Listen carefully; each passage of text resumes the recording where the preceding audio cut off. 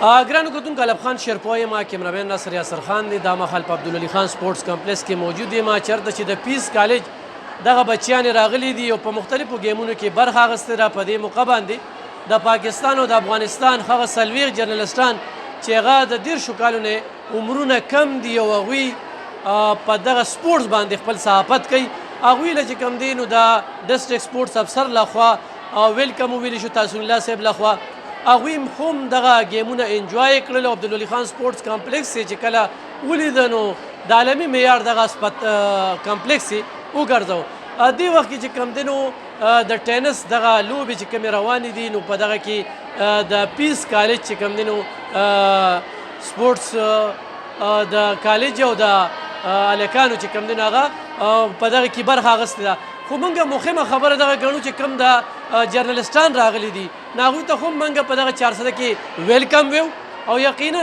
چې هغه جرنلسټان چې هغه ځوانان دي هغه په سپورټس باندې چې کوم دی یو کار کول غواړي نو خو دوی دغه شانتې جذبې سره ویني انشاءالله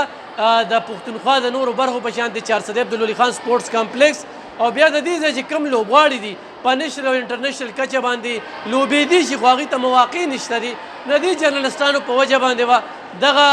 سپورټس چې لوبغاړي چې کوم دي دا به مخ په وړاندې لاړ شي. نو یقینا یو ډېره ښه موقع ده په 400 کې چې کوم دغه جرنلسټان راغلي دي او دغه کې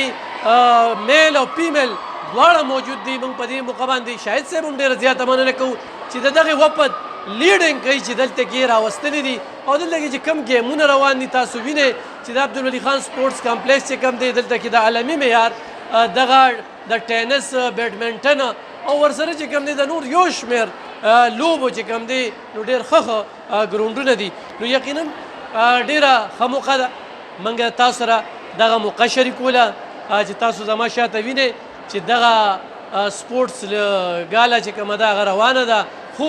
دغه یو په دوه د دې خوند چې کله را پیدا شو چې کله پکې دغه جرنلسټانو وفد راغی د مختلف لوبغاړو سره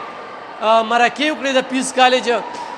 او دا یې وګڼله خو چېرې دوی ته موقع ورکړی شي نو دوی په انټرنیشنل کچ باندې د پاکستان نوم روښانه کولی شي.